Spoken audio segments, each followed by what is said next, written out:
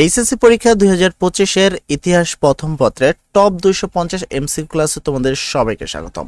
আমরা বিগত সালের সকল প্রশ্ন অ্যানালাইসিস করে তোমাদের জন্য 250টি এমসিকিউ রেডি করেছি, যা তোমাদের 100% প্রশ্ন আসার চান্সেস রয়েছে এবং সবচেয়ে গুরুত্বপূর্ণ প্রশ্নগুলোই রেখেছি, যে প্রশ্নগুলো বিগত সালের সবচেয়ে বেশিবার রিপিট হয়েছে। এখন আসি আমরা প্রথম প্রশ্ন থেকে শুরু করি, যেখানে বলা হয়েছে হোসেন শহীদ সোহরাওয়ার্দী ওয়ার্দী কে ছিলেন। সেক্ষেত্রে উত্তর হবে হলো অখণ্ড বাংলার প্রধানমন্ত্রী ছিলেন তিনি। কে ছিলেন? অখণ্ড বাংলার প্রধানমন্ত্রী। গণপরিষদে ধীরেন্দ্রনাথ দত্ত কর্তৃক রাষ্ট্রভাষা হিসেবে বাংলাকে বিবেচনার দাবি গৃহীত না হওয়ার ফলে কি হয়। সেক্ষেত্রে 2 নম্বর প্রশ্নের উত্তর হবে হলো সমগ্র পূর্ব পাকিস্তানে ধর্মঘট পালিত হয়। সমগ্র পূর্ব পাকিস্তানে ধর্মঘট পালিত হয়। ভাষা শহীদ শফিউর রহমানের জন্মস্থান কোন জেলায়? ভাষা শহীদ শফিউর রহমানের জন্মস্থান কোন জেলায়? উত্তর হবে ভারতের পশ্চিমবঙ্গের হুগলিতে। উদ্দীপকটি পড়ে 4 ও 5 নং প্রশ্ন উত্তর দাও।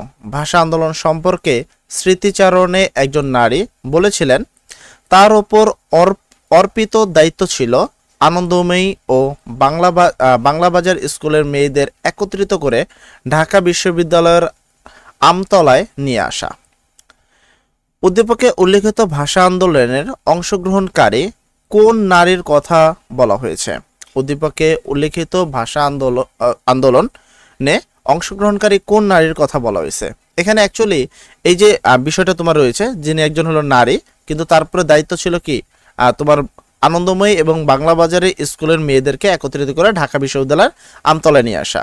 এটার মেন দায়িত্ব ছিল ডক্টর সুফিয়া আহমেদের। এটা ছিল কার? ডক্টর সুফিয়া আহমেদের। 5 নম্বর প্রশ্ন, ভাষা আন্দোলনে নারীদের অন্যতম প্রধান কাজ ছিল ড্যাশ। তো এখানে কি ভাষা আন্দোলনে নারীদের অন্যতম প্রধান কাজ ছিল ড্যাশ। 1, প্রতিকূল পরিবেশে বাড়ি বাড়ি গিয়ে চাঁদা আদায়। 2, পুলিশে নির্যাতনে থেকে রক্ষা করতে নেতাদেরকে নিজেদের কাছে লুকিয়ে রাখা। 3, 144 ধারা ভঙ্গ করে সমাবেশ করা। সেক্ষেত্রে 5 নম্বর প্রশ্ন উত্তর হবে 3টাই সঠিক। পাকিস্তানের প্রথম গভর্নর জেনারেল কে ছিলেন? পাকিস্তানের প্রথম গভর্নর জেনারেল কে ছিলেন? উত্তর হবে মোহাম্মদ আলী জিন্নাহ। কে ছিলেন? মোহাম্মদ আলী জিন্নাহ। উদ্দীপক পড়ে 7 ও 8 নং প্রশ্ন উত্তর দাও। মজিদপুর ইউনিয়নের জনদরিদি বিপুল ভোটে নির্বাচিত চেয়ারম্যান নির্বাচনের পর তার হাতে ক্ষমতা হস্তান্তরের জন্য জোর দাবি জানালে ষড়যন্ত্র করার দায়ে তাকে এবং তার অনুসারীদের বিরুদ্ধে একটি মিথ্যা মামলা দায়ের করে তাদেরকে কারাগারে পাঠানো হয়। উদ্দীপকে উল্লেখিত চেয়ারম্যানের সাথে তোমার পাঠ্য বইয়ের কোন নেতার মিল রয়েছে? উদ্দীপকে উল্লেখিত চেয়ারম্যানের সাথে তোমার পাঠ্য বইয়ের কোন মিল রয়েছে? উত্তর হবে শেখ মুজিবুর রহমান। যদিও শেখ মুজিবুর সম্পর্কিত এইবার প্রশ্ন আসার চান্স তুলনামূলক কম, তবে বিগত সালগুলোতে যদি অ্যানালাইসিস করা হয় সেক্ষেত্রে শেখ মুজিবুর সম্পর্কিত এই ধরনের প্রশ্নগুলো বেশ অনেকবারই এসেছে। তো সেই ধারাবাহিকতায় প্রশ্নটা আসতে পারে, ঠিক আছে। এরপরে 8 নম্বর আসে, উক্ত মামলা উল্লেখিত নেতার বিরুদ্ধে কত খ্রিস্টাব্দে দায়ের করা হয়? আবার বলছি, উক্ত মামলায় উল্লেখিত নেতার বিরুদ্ধে কত খ্রিস্টাব্দে দায়ের করা হয়? সেক্ষেত্রে উত্তর হবে 1968 খ্রিস্টাব্দে। 1968 খ্রিস্টাব্দে। পাকিস্তানের জাতীয় পরিষদের অধিবেশন স্থগিত করেন কে? পাকিস্তানের জাতীয় পরিষদের অধিবেশন স্থগিত করেন কে? সেক্ষেত্রে উত্তর হবে ইয়াহিয়া খান। করেন কে? ইয়াহিয়া খান। এরপর চলে যাবো আমরা 10 নম্বর প্রশ্নে। প্রশ্ন নম্বর 10 নম্বর বলছে বাংলাদেশের মুক্তিযুদ্ধের ইতিহাসে গুরুত্বপূর্ণ। বাংলাদেশের মুক্তিযুদ্ধের ইতিহাসে গুরুত্বপূর্ণ ড্যাশ। সেক্ষেত্রে গুরুত্বপূর্ণ কে? মুজিবনগর সরকার গুরুত্বপূর্ণ, সর্বদলীয় সংগ্রাম পরিষদ, বঙ্গবন্ধু শেখ মুজিবুর রহমান কর্তৃক স্বাধীনতার ঘোষণা। উত্তর হবে 3টাই সঠিক। বাংলাদেশের ইতিহাসে কত তারিখ কালরাত হিসাবে পরিচিত? বাংলাদেশের ইতিহাসে কত তারিখ কালরাত হিসাবে পরিচিত? উত্তর হবে 26শে মার্চ 1971 সাল।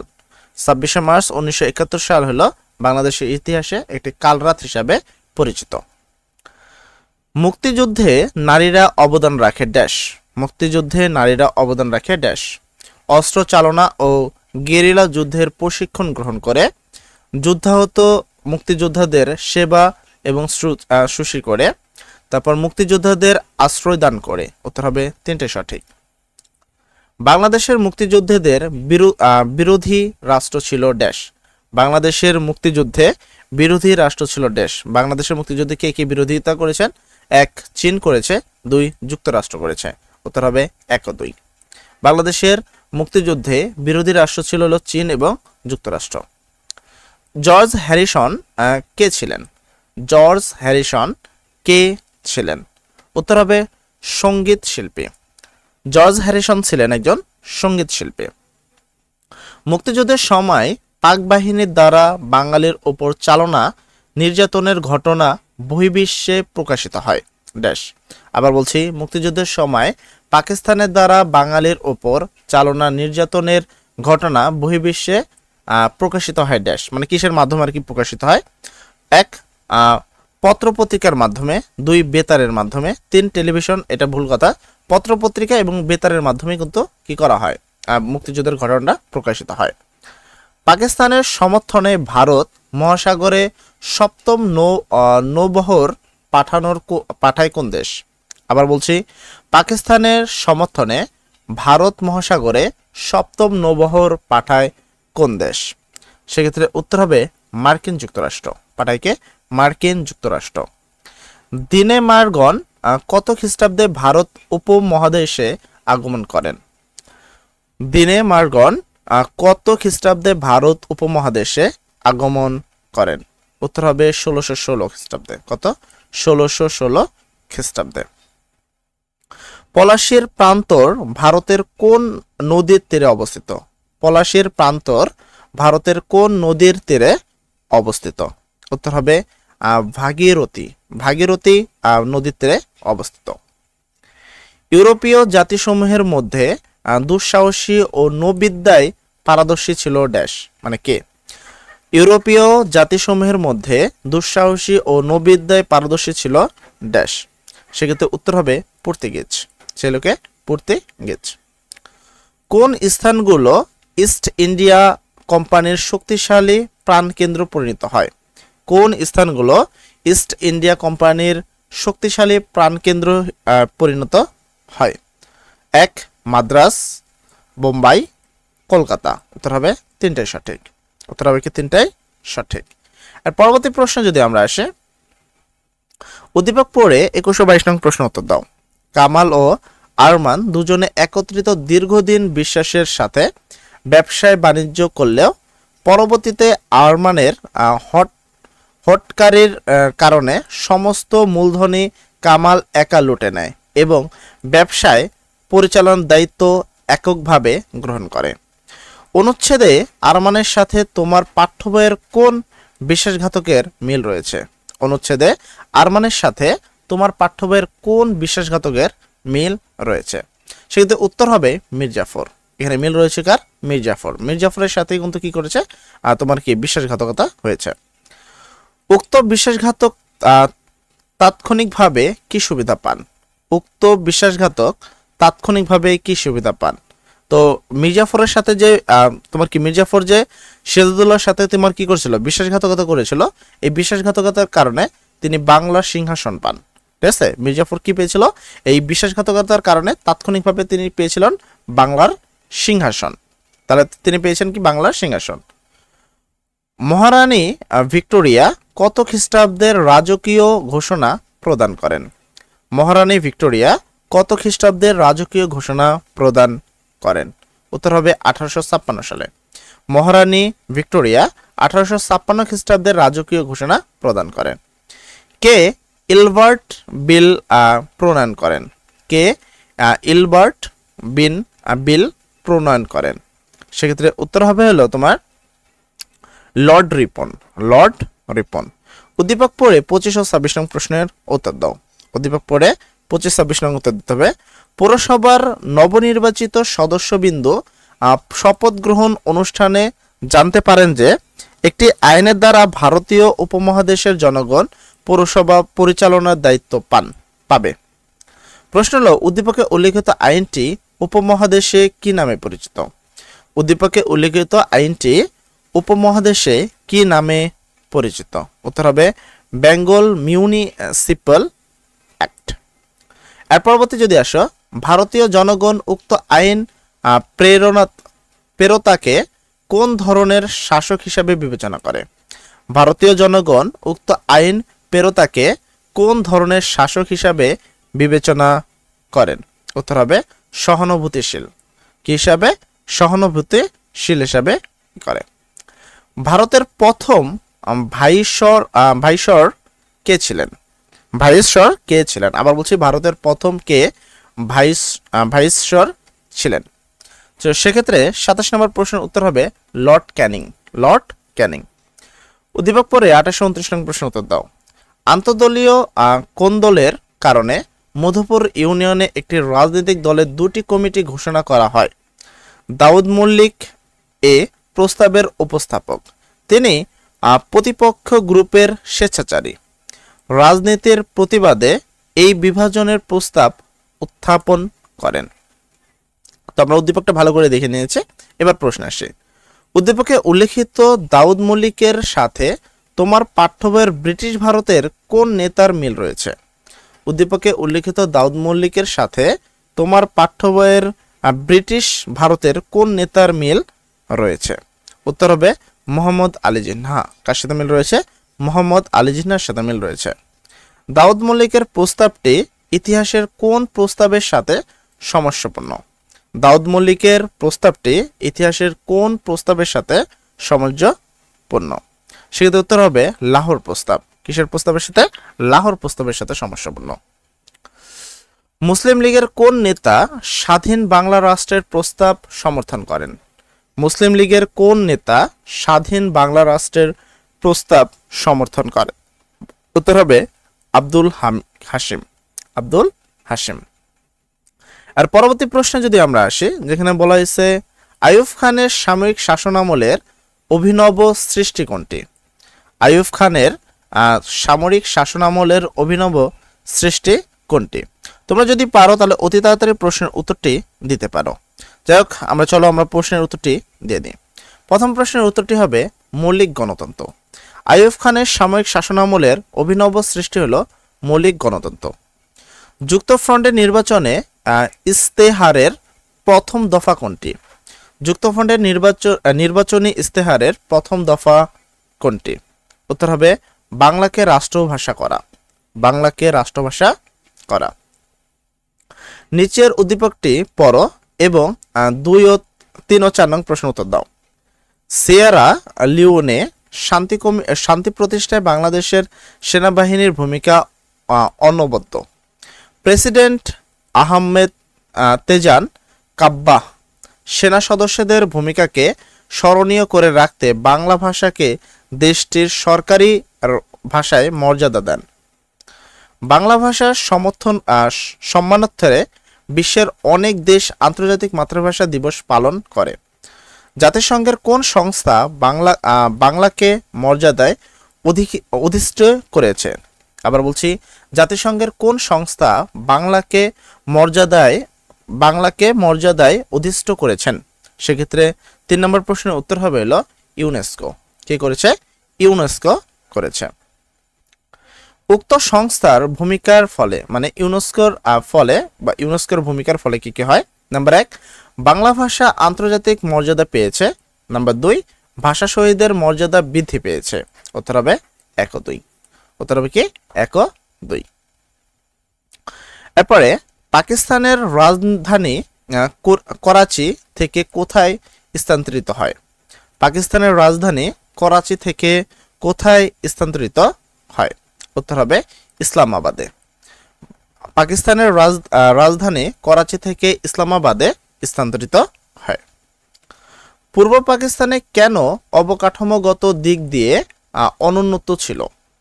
পূর্ব পাকিস্তান কেন অবকাঠামোর দিক দিয়ে অনুন্নত ছিল? উত্তর হবে পশ্চিম পাকিস্তানের অবহেলার কারণে। পশ্চিম পাকিস্তানের অবহেলার কারণে। আর পরবর্তী প্রশ্ন যদি আমরা খেয়াল করি, শেখ মুজিবুর রহমান কেন পূর্ব বাংলার স্বায়ত্তশাসনের দাবিতে আন্দোলন গড়ে তোলেন? শেখ মুজিবুর রহমান কেন পূর্ব বাংলার স্বায়ত্তশাসনের দাবিতে আন্দোলন গড়ে তোলেন? সেক্ষেত্রে 7 নম্বর প্রশ্নের উত্তর হবে হলো 6 দফা দাবি আদায়ের জন্য। কত?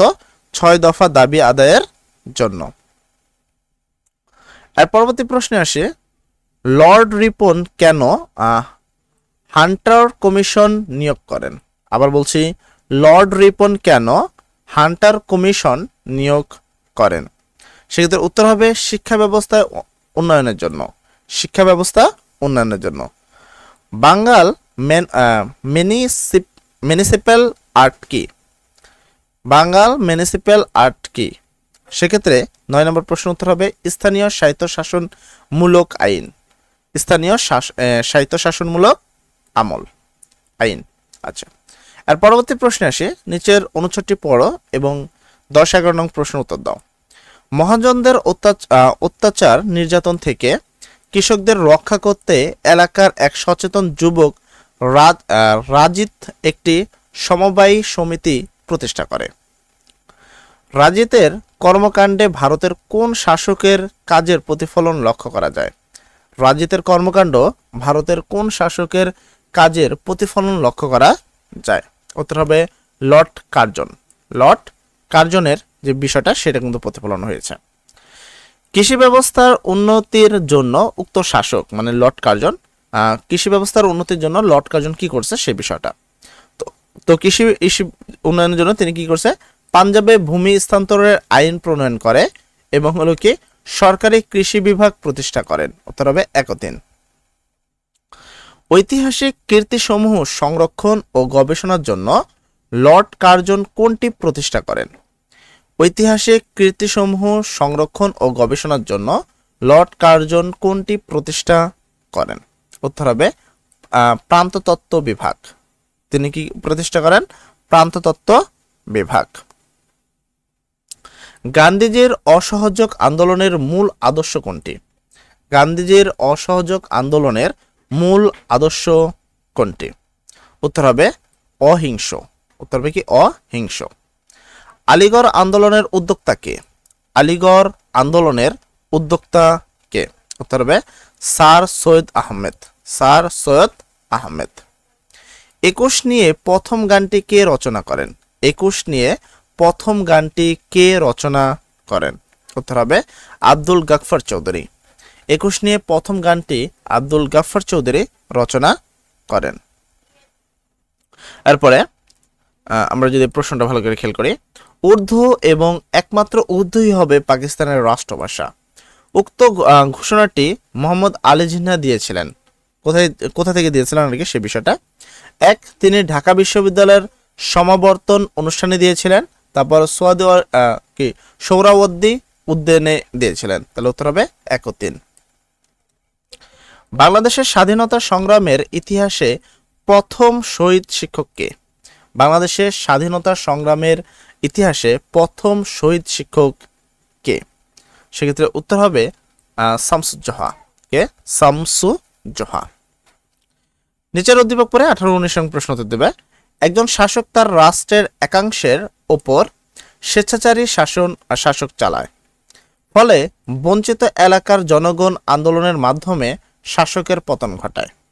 উদ্দীপকের ঘটনাটি কোন আন্দোলনের সাথে সাদৃশ্যপূর্ণ? উদ্দীপকের ঘটনাটি কোন আন্দোলনের সাথে সাদৃশ্যপূর্ণ? উত্তর হবে 69-এর গণ অভ্যন্তর। 69-এর গণ অভ্যন্তর। উক্ত আন্দোলনের লক্ষ্য ছিল, এই 69-এর গণ অভ্যন্তরের মেন লক্ষ্যটা কি ছিল বা কি কারণে এই বিষয়টা হয়েছে? 1, স্বেচ্ছাচারী শাসকের পতন ঘটানো, আর 2, শোষণের হাত হতে রক্ষা পাওয়া। উত্তর হবে 1-3। উত্তর হবে কি 1-3। আর পরবর্তী প্রশ্নে যদি আসি 20 নম্বর প্রশ্নে। 20 নম্বর প্রশ্ন বলছে, আজ হতে বাংলাদেশ স্বাধীন এ কথা দ্বারা বঙ্গবন্ধু কি প্রকাশ করেছেন? আজ হতে বাংলাদেশ স্বাধীন এ কথা দ্বারা বঙ্গবন্ধু কি প্রকাশ করেছেন? উত্তর হবে স্বাধীনতার ঘোষণা।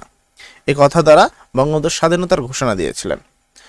মুক্তিযুদ্ধে বীরশ্রেষ্ঠ উপাধি দেওয়া হয় কয়জনকে? মুক্তিযুদ্ধে বীরশ্রেষ্ঠ উপাধি দেওয়া হয় কয়জনকে? উত্তর হবে 7 জনকে। মুক্তিযুদ্ধে বীরশ্রেষ্ঠ উপাধি দেওয়া হয় কয়জনকে? 7 জনকে। বঙ্গভঙ্গের সময় ভারতের গভর্নর জেনারেল কে ছিলেন? বঙ্গভঙ্গের সময় ভারতের গভর্নর জেনারেল কে ছিলেন? সেক্ষেত্রে 22 নম্বর প্রশ্ন উত্তর হবে লর্ড কার্জন। কে ছিলেন? Lord Curzon. কোন সম্প্রদায় বঙ্গভঙ্গকে সহজভাবে মেনে নিতে পারেননি? কোন সম্প্রদায় বঙ্গভঙ্গকে সহজভাবে মেনে নিতে পারেননি? উত্তর হবে হিন্দু সম্প্রদায়। বঙ্গভঙ্গ বিরোধী আন্দোলন অবশেষে কি ধরনের পথ অবলম্বন করেছিল? বঙ্গভঙ্গ বিরোধী আন্দোলন অবশেষে কি ধরনের পথ অবলম্বন করেছিল? উত্তর হবে সন্ত্রাসবাদের। কি? সন্ত্রাসবাদের আন্দোলন অবশেষে সন্ত্রাসবাদে পরিণত হয়েছিল। ভারতীয় স্বাধীনতার আইনের ফলাফল। ভারতীয় স্বাধীনতার আইনের ফলাফল ড্যাশ। 1 ভারত বিভক্তি, 2 ইংরেজ শাসনের অবসান। উত্তর হবে 1 ও 2। উত্তর হবে কি 1 ও 2। সাইমন কমিশনের সদস্য সংখ্যা কত ছিল? সাইমন কমিশনের সদস্য সংখ্যা কত ছিল? উত্তর হবে 8 জন। সাইমন কমিশনের সদস্য সংখ্যা ছিল কয়জন? 8 জন।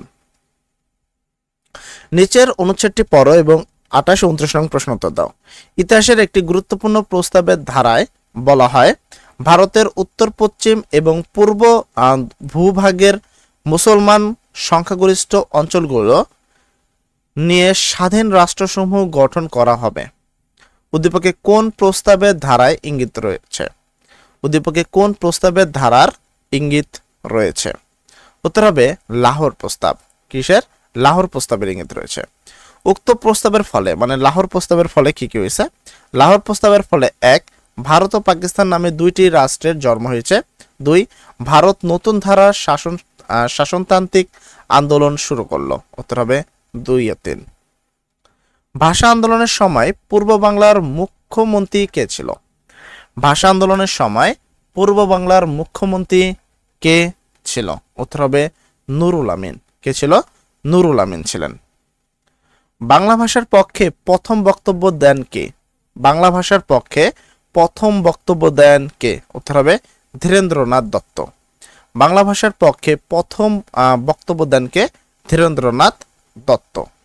আর পরবর্তী প্রশ্ন যদি দেখি, কত সালে একটু আমরা এটা নিব, কত সালে পর্তুগাল স্পেনের অন্তর্ভুক্ত হয়? অবশ্যই তোমরা এই প্রশ্নের উত্তরটা দেওয়ার চেষ্টা করবা। কত সালে পর্তুগাল স্পেনের অন্তর্ভুক্ত হয়? যারা যারা আমাদের ভিডিও দেখছো এখন পর্যন্ত ভিডিওতে লাইক করোনি তারা অবশ্যই ভিডিওতে লাইক করে দিবা। পাশাপাশি যারা এখন পর্যন্ত চ্যানেলটি সাবস্ক্রাইব করনি তাদেরকে অবশ্যই বলবো চ্যানেলটি সাবস্ক্রাইব করার জন্য। আমরা তোমাদের জন্য যথেষ্ট পরিমাণ চেষ্টা করি যেন পরীক্ষার কেন্দ্রে তোমরা হুবহু কমেন্ট পাও এবং আমরা বিগত সালের প্রশ্নগুলো অ্যানালাইসিস করে তোমাদের সেই প্রশ্নগুলোই দেওয়ার চেষ্টা করি। চলো আমরা প্রশ্ন উত্তরগুলো দেখি। তাহলে কি প্রশ্ন হলো কত সালে পর্তুগাল স্পেনের অন্তর্ভুক্ত হয়? সেক্ষেত্রে 1 নম্বর প্রশ্ন উত্তর হবে 1565 সাল। নবাব সিরাজউদ্দৌলার খালার নাম কি? নবাব সিরাজউদ্দৌলার খালার নাম কি? উত্তর হবে ঘসেটে বেগম। উত্তর হবে কি? ঘসেটে বেগম। পলাশী যুদ্ধে ইংরেজ বাহিনীর ইউরোপীয় সৈন্য সংখ্যা কত ছিল? পলাশীর যুদ্ধে ইংরেজ বাহিনীর ইউরোপীয় সৈন্য সংখ্যা কত ছিল? উত্তর হবে 1000। উদ্দীপক পড়ে 4 ও 5 নং প্রশ্ন উত্তর দাও। রাহুল ক রাজ্যের রাজা?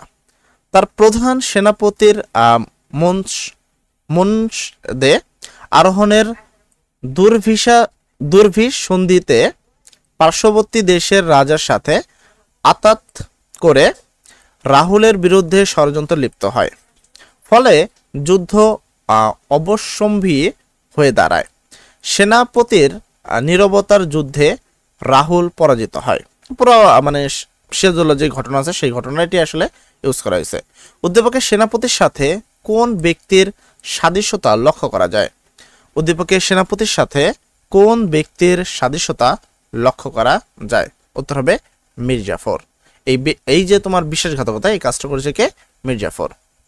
উদ্দীপকের চরিত্রগুলোর সাথে সাদৃশ্য রয়েছে মানে মীর জাফরের সাথে বা উদ্দীপকের যে চরিত্র রয়েছে, প্রথম এখানে একজন রয়েছে হলো তোমার এখানে আমরা যদি দেখি কোথায় রাহুল, রাহুল যে আছে রাহুল হলো সিরাজউদ্দৌলা আর এখানে তোমার কি সেনাপতি হলো তোমার কি মীর জাফর। তাহলে আর কে কে এখানে উপস্থিত কে কে রয়েছে? 5 নম্বর প্রশ্ন। 1 নবাব সিরাজউদ্দৌলা রয়েছে, মীর জাফর রয়েছে, ইস্ট ইন্ডিয়ান কোম্পানির রয়েছে। উত্তর হবে 3টাই সঠিক। হান্টার কমিশন গঠন করা হয় কত সালে? হান্টার কমিশন গঠন করা হয় কত সালে? উত্তর হবে 1882 সালে। হান্টার কমিশন গঠন করা হয় 1882 সালে। কার সময়ে বঙ্গভঙ্গ করা হয়? কার সময়ে বঙ্গভঙ্গ করা হয়? উত্তর হবে লর্ড কার্জন। কার সময়ে বঙ্গভঙ্গ করা হয়? Lord Curzon. কত সালে ঈশ্বরচন্দ্র বিদ্যাসাগরের মৃত্যুবরণ করেন? কত সালে ঈশ্বরচন্দ্র বিদ্যাসাগর মৃত্যুবরণ করেন? উত্তর হবে 1891 সালে। 1891 সালে ঈশ্বরচন্দ্র বিদ্যাসাগর মৃত্যুবরণ করেন।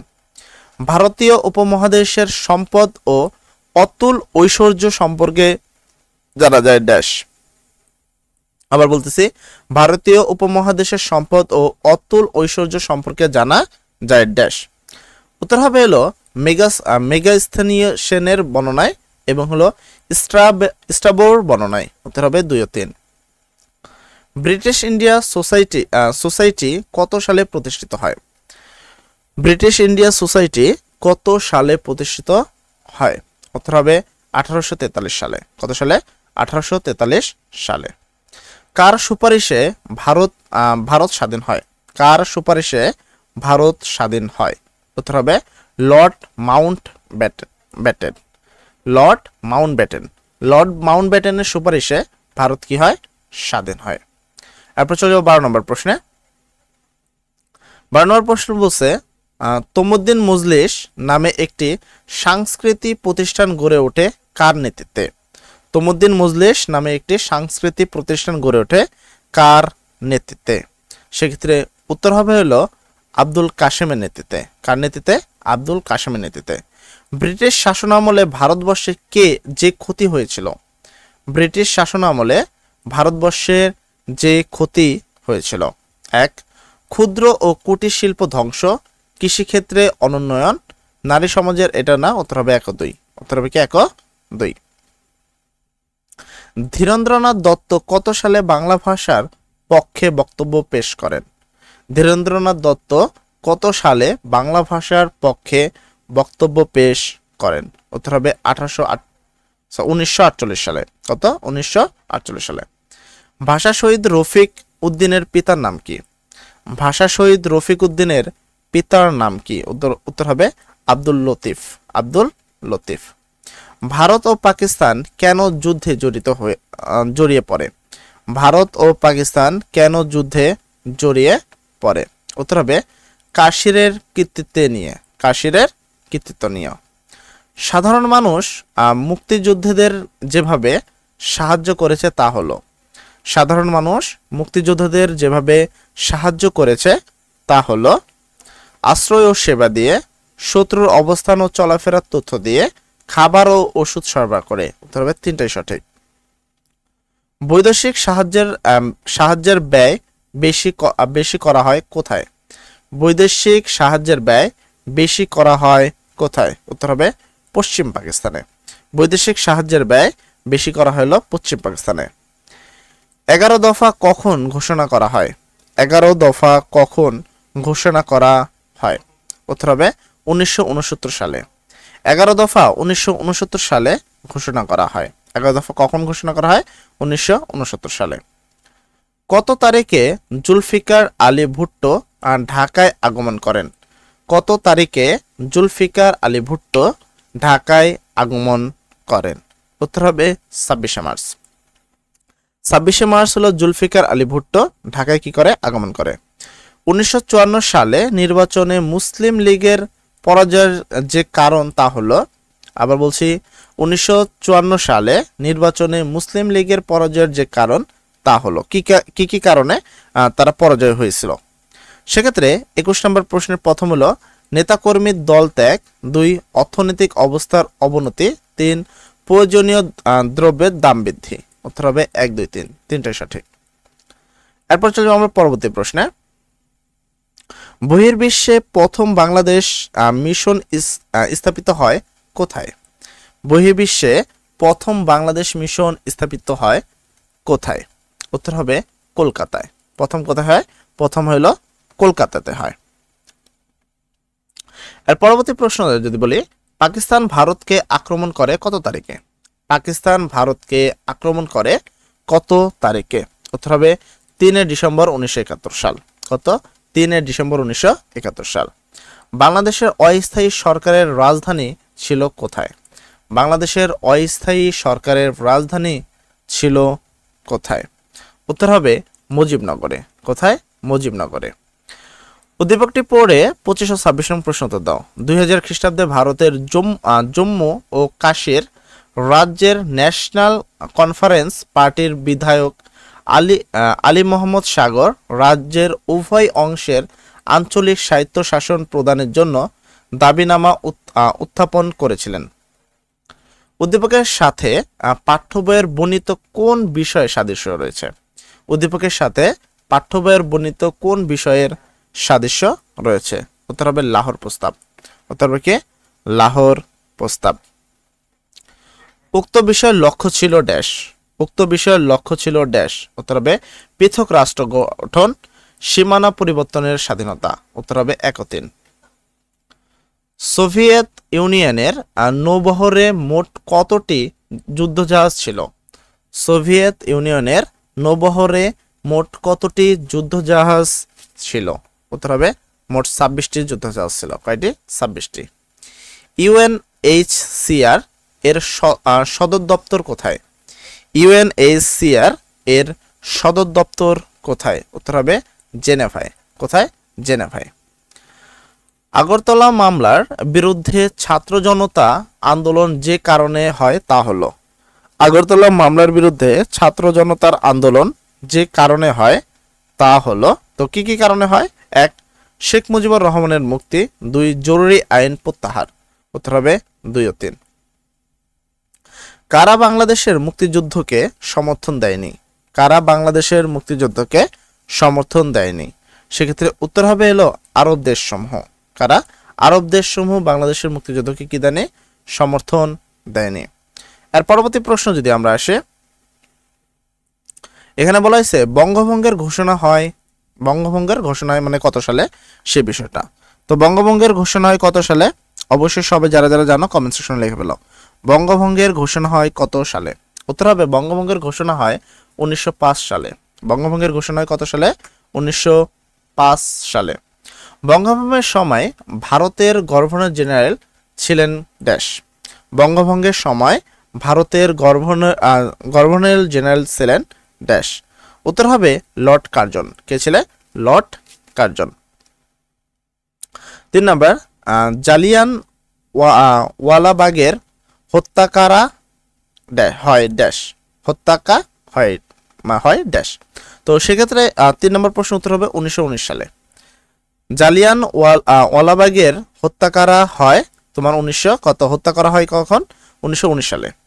স্বদেশী আন্দোলনের মূল লক্ষ্য ছিল ড্যাশ। স্বদেশী আন্দোলনের মূল লক্ষ্য ছিল ইংল্যান্ডের সুতি বস্ত্র বর্জন করা, ভারতের বস্ত্র শিল্পকে সজীব করা, ভারতকে দেশি পণ্য পুনরুজ্জীবিত করা। উত্তর হবে 3টাই সঠিক। এলবার্ট বিল প্রণয়ন করেন কে? এলবার্ট বিল প্রণয়ন করেন কে? উত্তর হবে লর্ড রিপন।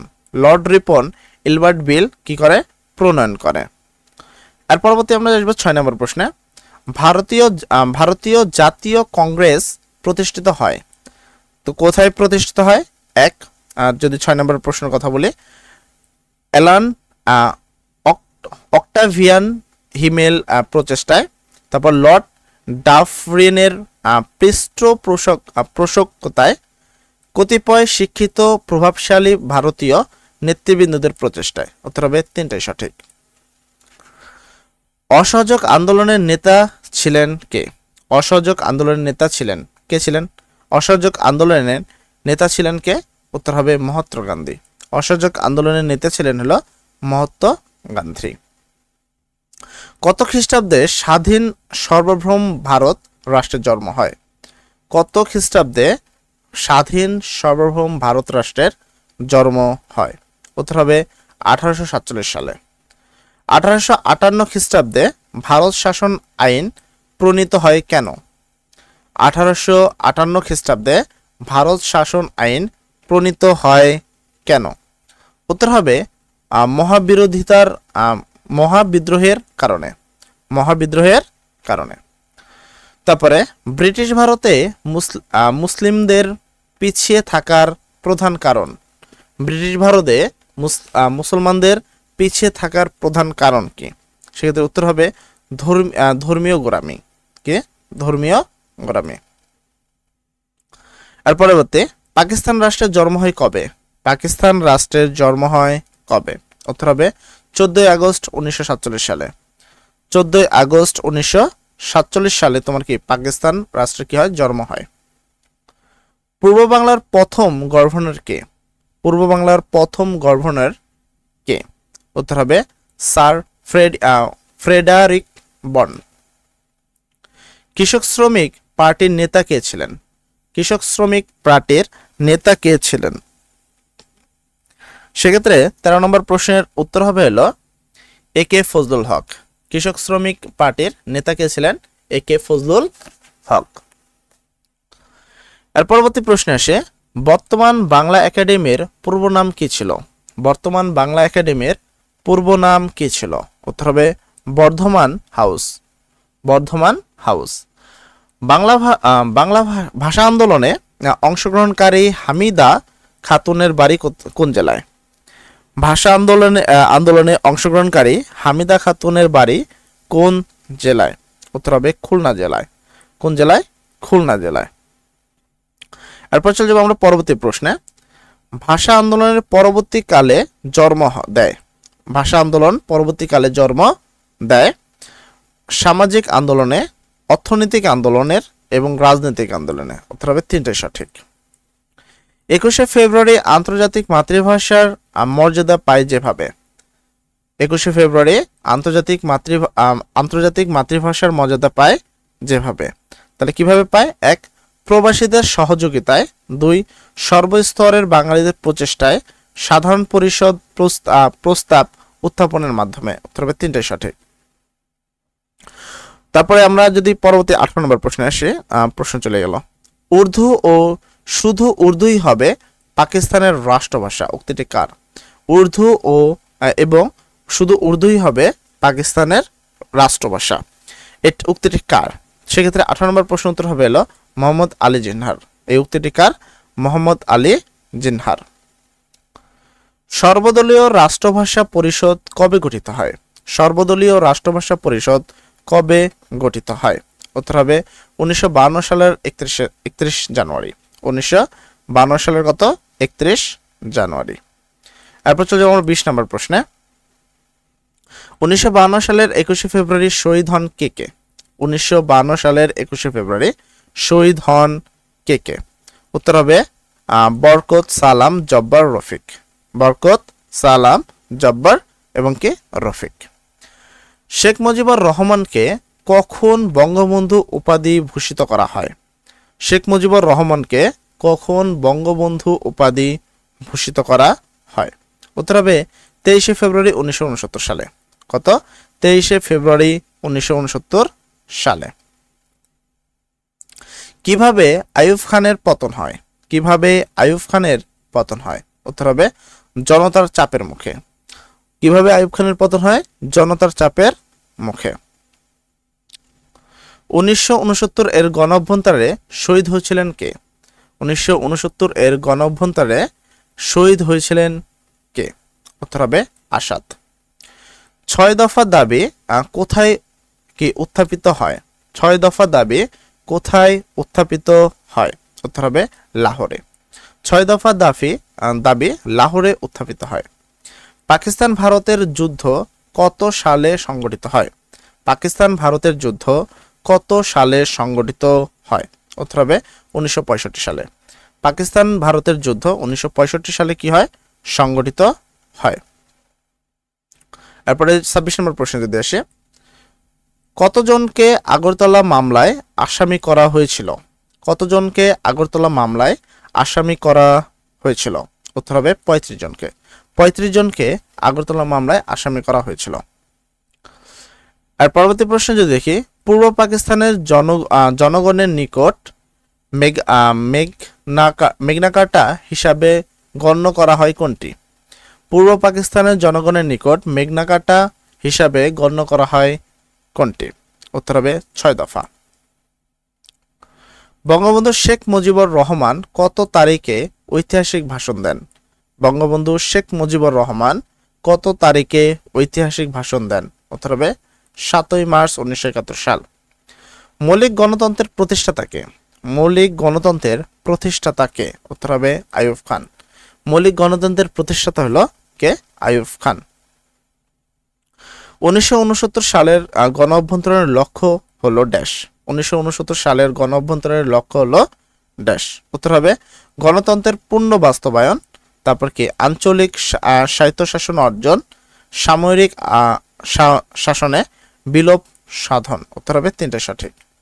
দেন আমরা পরবর্তী প্রশ্নে আসি। এখানে কোথায় গেল?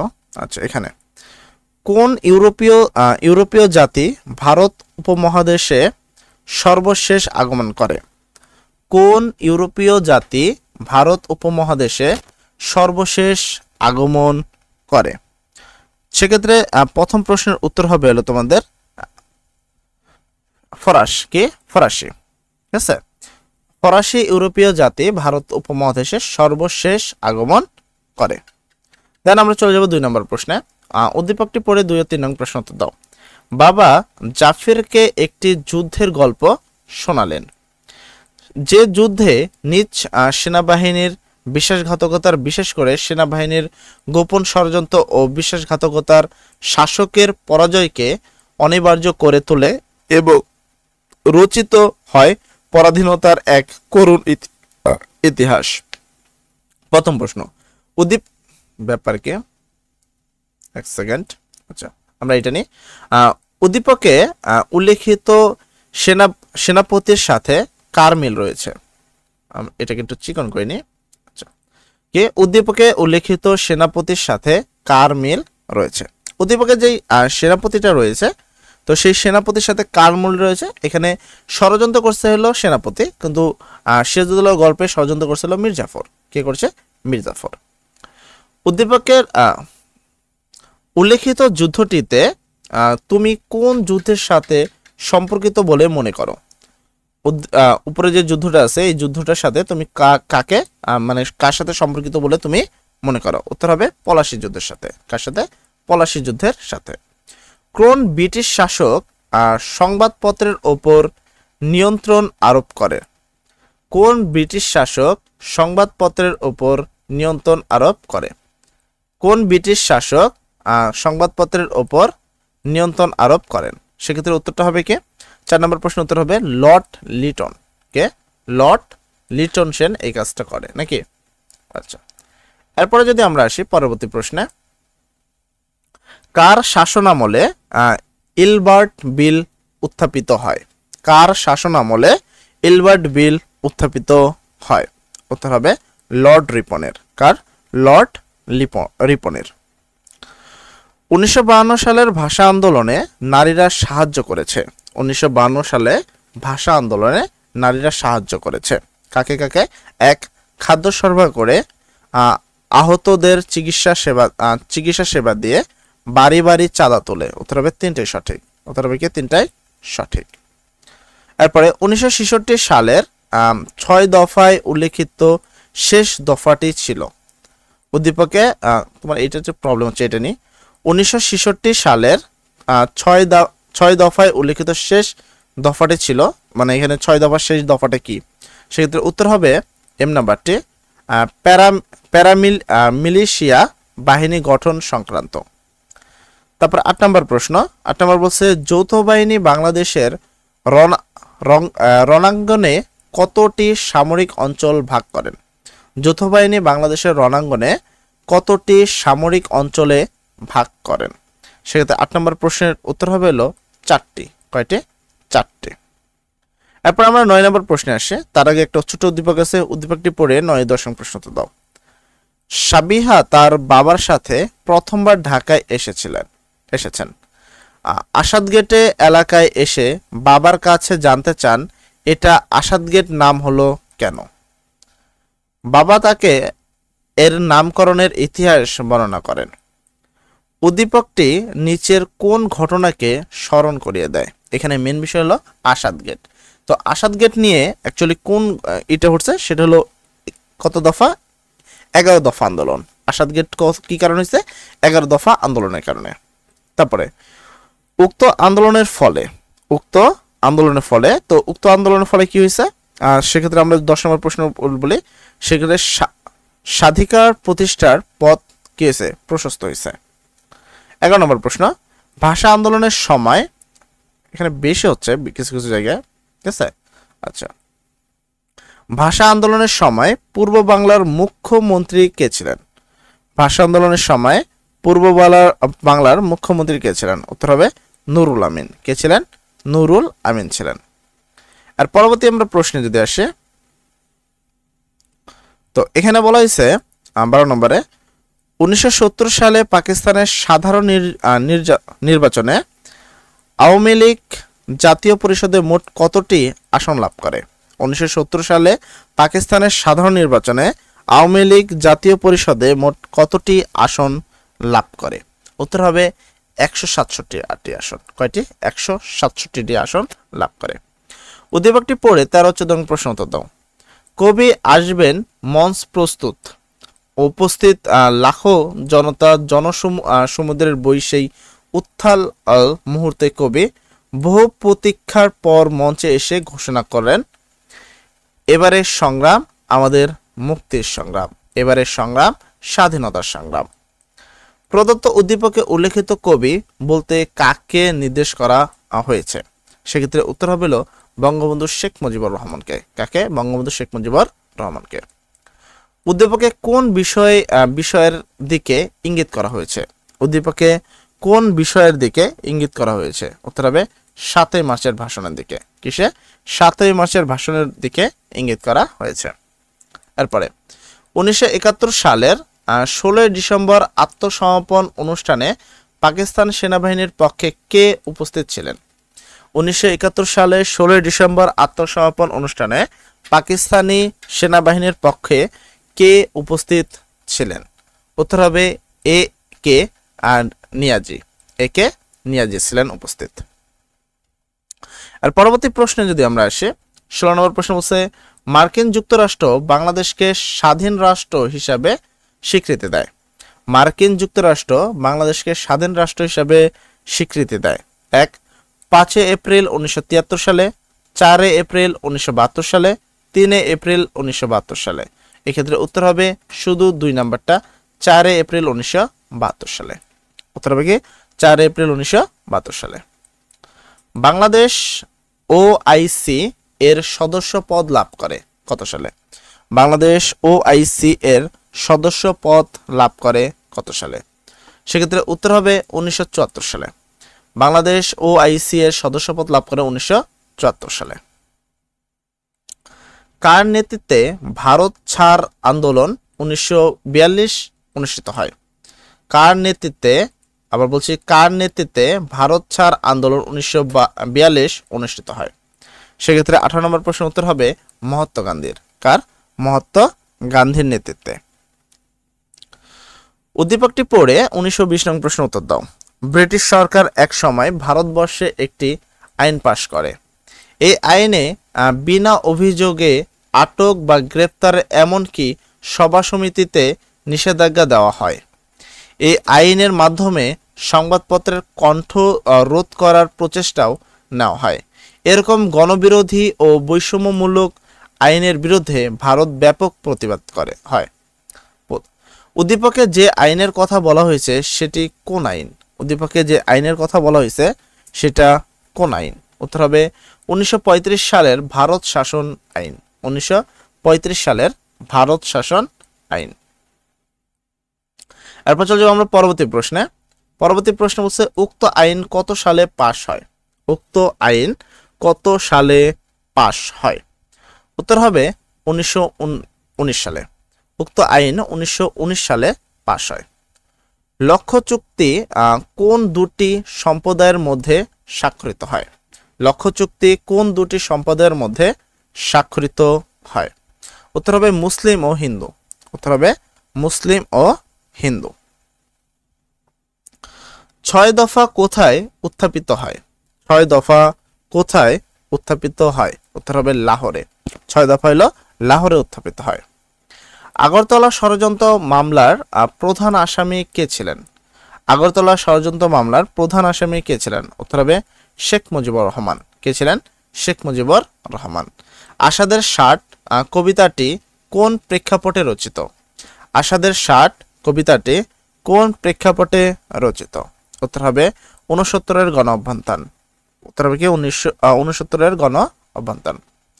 পায়ের আওয়াজ পাওয়ার যায় নাটকটি বাংলাদেশের কোন ঐতিহাসিক ঘটনাকে উপস্থাপন করেন?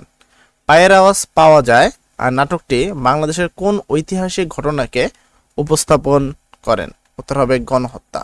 উত্তর হবে কি গণহত্যা। উদ্দীপক পড়ে 2627 প্রশ্ন উত্তর দাও।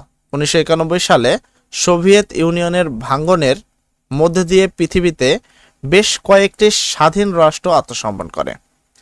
তো প্রশ্ন আসে, উদ্দীপকের আলোকে ভারতবর্ষে ব্রিটিশ শাসনের অবসানের মধ্য দিয়ে যে ঘটনাটি ঘটে, তো সেক্ষেত্রে কোন ঘটনাটি ঘটে? সেক্ষেত্রে উত্তর হবে ভারত ও পাকিস্তানের রাষ্ট্রের সৃষ্টি।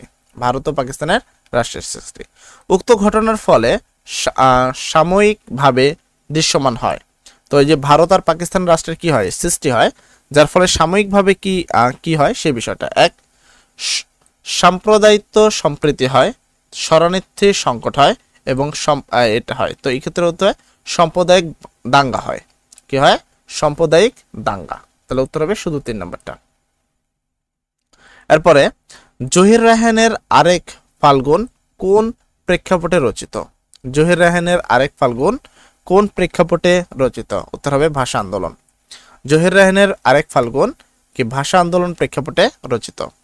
1954 সালে যুক্তফ্রন্ট নির্বাচনে যুক্তফ্রন্টের নির্বাচিত ইস্তেহার কতগুলো কর্মসূচির ওপর প্রতিষ্ঠিত ছিল? 1954 সালের যুক্তফ্রন্ট নির্বাচনে যুক্তফ্রন্টের নির্বাচিত ইস্তেহার কতগুলো কর্মসূচির ওপর প্রতিষ্ঠিত ছিল? উত্তর হবে 21 দফা। উত্তর হবে কি 21 দফা।